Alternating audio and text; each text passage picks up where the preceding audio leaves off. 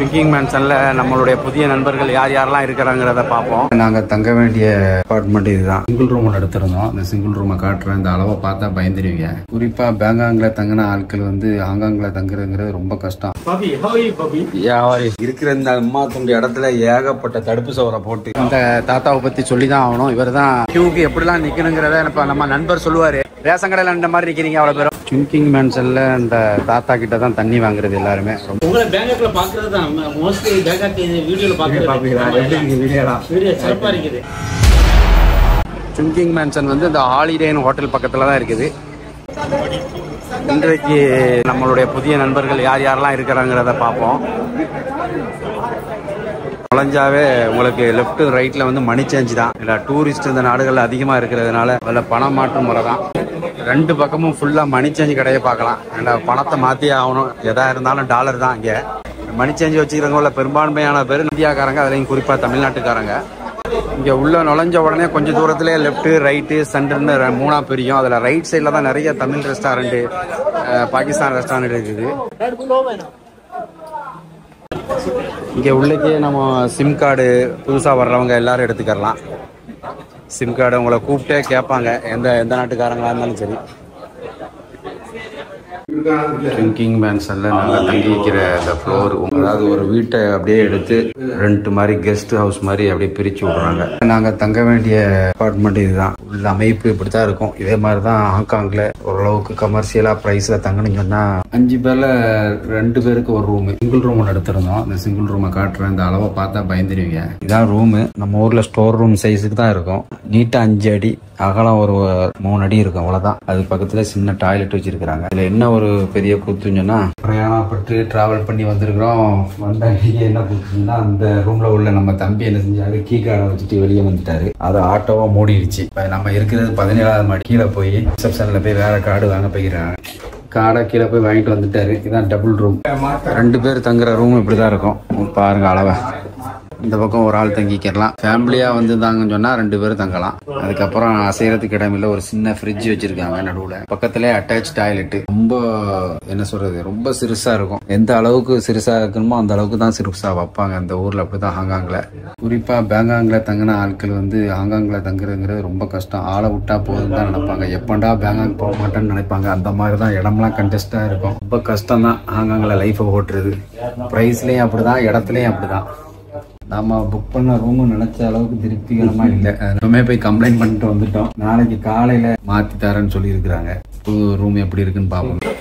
ட்விங்கிங் மேன்ஷன்ல பாருங்க, மேல அவங்க பிளாக்குக்கு போறது எப்படி கியூல நிக்கிறாங்க பாருங்க. அந்த லிப்ட் வசதி அப்படிதான் இருக்கு. மக்கள் அப்படியே கியூல நின்று தான் போகணும். தங்கிக்கிற ஹாஸ்டல் பேர் எல்லாமே பாரிஸ், லண்டனு, ஆஸ்திரேலியான்னு இருக்குது.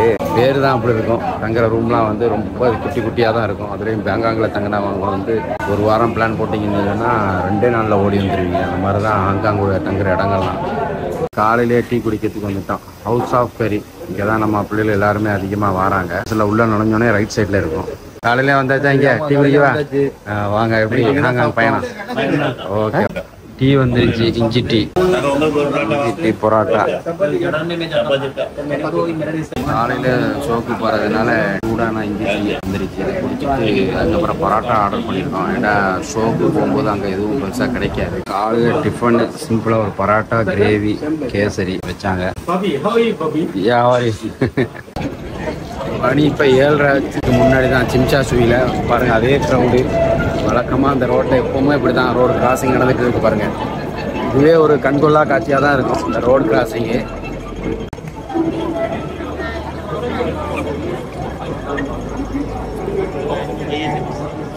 அந்த ஹாங்காங் ஃபேர் நடக்கும்போது இந்த நல்ல க்ரௌடாக இருக்கும்.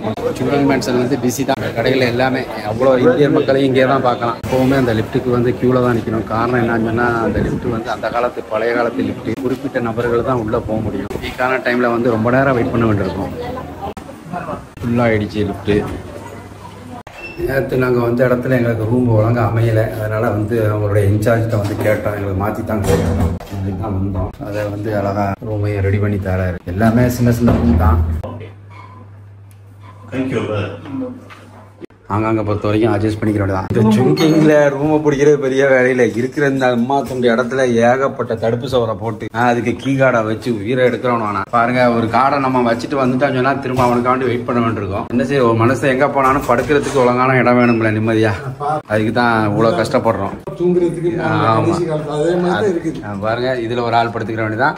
அப்படியே திரும்ப இன்னொரு ஆளு. குறிப்பா பேங்காங்ல இருக்கிறவங்க வந்து இந்த மாதிரி ஹாங்காங், இந்த மாதிரி நெருக்கமான டோக்கியோ, இது மாதிரிலாம் இருக்கிறது ரொம்ப கஷ்டம். பேங்காங்ல அவ்வளவு வசதியா ரிலாக்ஸா வீடுகள்ல வாழ்ந்த ஆட்கள்ல, அதனால கொஞ்சம் சிரமமா தான் இருக்குது. வந்த உடனே முதல் நாளே கேட்டேன், ரிட்டர்ன் ஆகிற நாளை என்ன ஆரம்பிச்சிட்டேன் பேங்காங் போலான்ட்டு. நம்ம ஏற்கனவே சொன்னது போல கியூக்கு எப்படிலாம் நிக்கணுங்கிறத இப்ப நம்ம நண்பர் சொல்லுவாரு. இவர் கியூல நிக்கிறாரு பாருங்க. எதுக்காக நிக்கிறீங்க? ரேஷன் கடையில இந்த மாதிரி நிக்கிறீங்க அவ்வளவு பேரும் சாப்பிட. சரி, இப்ப இங்க எதுக்கு நிக்கிறீங்க? ஏறி போக வேண்டியது ஏற்படல. ஏங்க அவ்வளோ இதா கியூல தான் நிக்கணுமா? சரி போங்க, பார்த்துட்டு வரோம். நல்லது. நம்ம சொன்னது போல தங்குனீங்கன்னு சொன்னா கியூல நிக்கணும். அவ்வளோ அந்த லிஃப்ட்டுக்கு உங்களுக்கு பற்றாக்குறை. ஏன்னா அந்த பில்டிங் வந்து ரொம்ப அந்த காலத்து பழைய காலத்து பில்டிங், அதனால அதனுடைய லிஃப்ட் வசதி அவங்களால இன்னும் விஸ்தரிக்க முடியல. வெயிட் பண்ணி தான் போக வேண்டியிருக்குது. சுங்கிங் மேன்சன்ல அந்த தாத்தா கிட்ட தான் தண்ணி வாங்குறது எல்லாருமே. ரொம்ப ரீசனபிளா பிரைஸ் கொடுக்குறாரு. சீன தாத்தா கடை எங்க இருக்குங்கன்னா சுங்கிங் மேன்சன்ல நுழைஞ்ச உடனே நேராக கடைசியில் எண்டில் ரைட்ல திரும்பிங்கன்னா அந்த இடத்துல இருப்பார் அவர். இவர் பிரைஸுக்கு யாருனாலையும் கொடுக்க முடியாது. இங்கே நார்மலாக ஒரு பாட்டில் வந்து எவ்வளோ விலைக்கு விற்குதுன்னு கேட்போம். தண்ணி பாட்டில் எவ்வளோ? $2. எப்படி? எத்தனை பாட்டில்? ஒரு பாட்டில் $2. நார்மலாக வெளியே மற்ற கடையில் என்ன விலைக்கு விற்கிறேன்? ஒரு பாட்டில் $7. பாட்டில வந்து இந்த இவர் தாத்தா வந்து $2 தான் விற்கிறாரு. ரொம்ப டேம் சீப்பா விற்கிறாரு. அதனால மக்கள் எல்லாமே இங்கே தான் வந்து தண்ணி வாங்குறாங்க. நல்லா தான் இருக்குது. இந்த லிப்டுக்கு பக்கத்தில் இருக்கும். என்ன லிப்ட் இது? இ பிளாக் பக்கத்திலேயே இந்த கடை இருக்குது.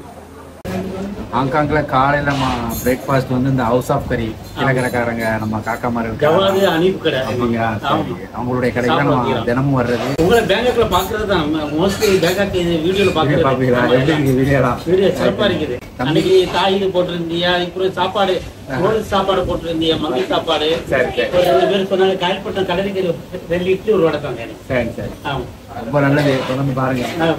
எங்க இருக்கியா? சரி, படிச்சுட்டு தம்பி காசு அவங்களுக்கு எல்லாம் பெரியப்பா விட்டு காக்கா தம்பி. ஓகே, நல்லதுமா. நல்ல பாப்போம்.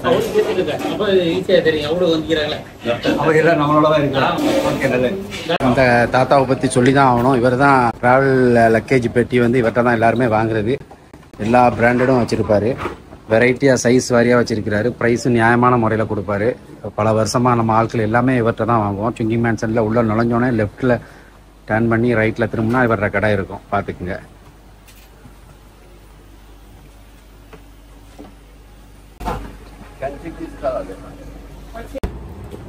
சுங்கிங்கினுடைய முன்புறம் பார்த்தோம். இது பின்புறம் பாருங்க. இவ்வளவு ஒர்ஸ்ட்டாக வச்சிருக்கிறாங்க. என்ன ரீசன் சொல்ல தெரியல, பட் எப்போ மாறுன்னு தெரியல. மக்களே, ஹாங்காங் சுங்கிங் மேன்சனை பற்றி நம்ம நிறைய விஷயங்கள் சொல்லியிருந்தோம். யார் யாரெல்லாம் வருவா, நம்ம குறிப்பாக தமிழ் மக்கள்லாம் இங்கே வந்து ஸ்டே பண்ணுறது, சாப்பாடு, தின்பண்டங்கள், டீ குடிக்கிறது எல்லாமே இந்த சுங்கிங் மேன்சன் தான். இல்லை இன்னும் என்னெல்லாம் கிடைக்கிறதுங்கிறதையும் பார்த்தோம். புதுசாக ஹாங்காங்க்கு வர்றவங்க ஏர்போர்ட்லேருந்து நேராக சுங்கிங் மேன்சனுக்கு வந்தீங்கன்னா உங்களுடைய தேவைகள் எல்லாமே ஈஸியாக இருக்கும். ஏன்னா மொழி பிரச்சனை, எந்த ஒரு பிரச்சனையுமே இருக்காது. தொடர்ந்து ஹாங்காங் பற்றிய மற்ற பதிவுகளை பார்ப்போம். நன்றி.